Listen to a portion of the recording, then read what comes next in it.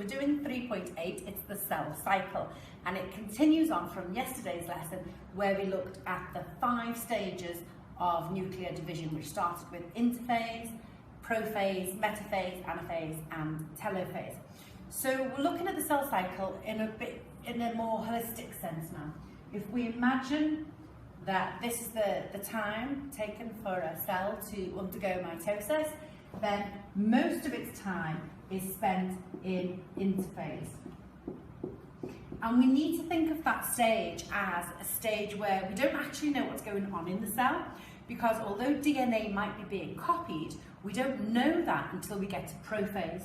The rest of the time when the cell is resting, it's also described as interphase. So it's not entirely correct when it says it's the resting stage, but it's also a little bit incorrect because it could actually be doubling its DNA, its nucleic acid. So we've got interphase, then we've got nuclear division, and then we've got cytokinesis.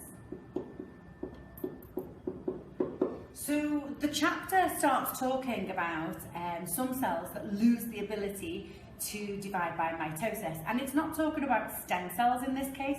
It's talking about, rather than one cell split into 2, which splits into 4 and so on, that sometimes the cells, once they've differentiated and divided, that's it. So some examples of that might be the germinal layer of your skin. So you've got a layer in your skin that continually divides by mitosis, but once it's divided by mitosis, those cells don't divide again. They just move through your skin layer. Likewise, your cardiac muscle. If you have a heart attack and you damage your cardiac muscle, you don't grow new cells in your heart. And likewise, your neurons, your nerves in your brain, once you've got nerve damage, you don't grow more. So there are some cells that lose the ability to divide by mitosis once they've already divided. So what we're looking at today is how the cell may be triggered to divide. So if we think about it for a moment, you've got your surface area to volume ratio of a cell, and remembering that a small cell will have a larger surface area to volume ratio than a large cell. Yes, this one's got a large surface area compared to that, but if we compare the surface area to volume ratio, and if you think about it in terms of a cube, it's much easier. If I've got a cube that measures 1 centimetre by 1 centimetre by 1 centimetre, its surface area is 6 centimetres squared, and its volume is 1 centimetre cubed. In other words, for every one piece of volume, there's 6 areas of surface area, which is great because it means that this one piece of volume can get as much oxygen, as much glucose as the cell needs. If we then increase the size, and let's just think about doubling it, and we've got our 2 centimetre by 2 centimetre cube, then straight away my surface area becomes 24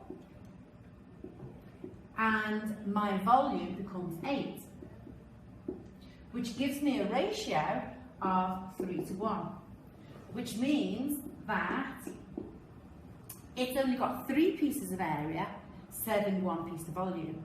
So as something gets bigger, its surface area to volume ratio decreases. So if we look at the graph in the book, it kind of shows us 2 things. It shows us cell growth, and then the cell divides. Cell growth, and then the cell divides. And then so this is the mass of our cell. And then what it does is it shows us how the mass of DNA changes. So if we look, it's on page 80, what we find is the mass of DNA might stay the same, then it increases, and then the cell divides. The mass stays the same, then it increases, and then it divides in line here. Now the other thing that's interesting to notice is if this is the mass of DNA, that it's at this point here of its growth that the trigger has been sprung for the cell to then go into the DNA replication phase of interphase. When it got to here, that's the point there where the DNA started to increase. And then at this point here, and then at this point here, you can see where the division is. So it's at this point that the critical stage was reached where the cell's surface area was suddenly too small to supply the volume. So what we're looking at today is about cancer. And cancer is an uncontrolled growth of cells. So I want you to think about a cell as a car driving along the highway, and it's got its accelerator permanently pressed to the ground. Its natural rhythm is to divide, divide, divide, divide. And it's the brake that's slowing it down all the time. And that's the normal state of your cells. You've got a gene that is stopping your cells from dividing. What carcinogenic factors do, such as alcohol, X-rays, UV light, is they remove that gene, or they stop that gene from working. So the stop signal goes and the cell goes into uncontrolled division. With that uncontrolled division, the cell changes in its structure. It no longer resembles, for example, a skin cell or a cell in your liver or whatever. It loses its structural components, which means that it loses its functionality as well. And we end up with a callus, a big mass of cells. Now, if you're unfortunate enough to get a tumour, you want it to be something called a benign tumour. Because benign tumours also make like a gluey type substance that sticks them together. They grow really slowly and often they're encapsulated so that they don't spread. Malignant tumours are much looser, they're not as dense, they're not encapsulated, and bits can break off and travel around the body. So when they travel around the body, that's obviously where we can have secondary cancers form and so on, and clearly we don't want that to happen. And that is the whole point of studying the cell cycle. Last lesson we learned about the different stages: interphase, prophase, metaphase, anaphase, and telophase. If we can learn one way to interfere with those various stages and stop the cell cycle from progressing, we can stop cancer, we can treat cancer. So currently, when we hear about chemotherapy,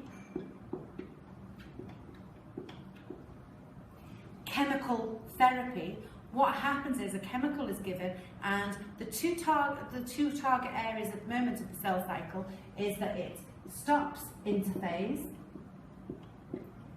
In other words, it stops the DNA from being replicated and copied, or the other one is that during metaphase, it interrupts spindle formation. So if you remember in metaphase, we've got our centrioles, we've got our chromosomes